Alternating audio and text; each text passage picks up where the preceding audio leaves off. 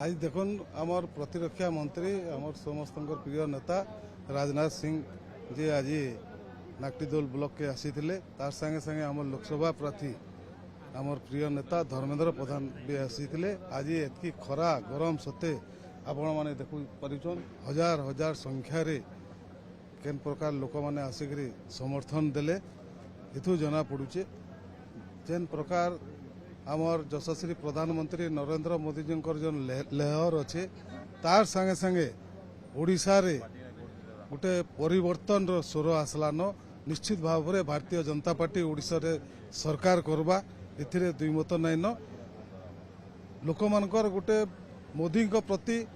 विश्वास आउ गोटे होचे दीर्घ 25 वर्ष रे जेन दुर्नीति भ्रष्टाचार अन्याय अत्याचार विरुद्ध रे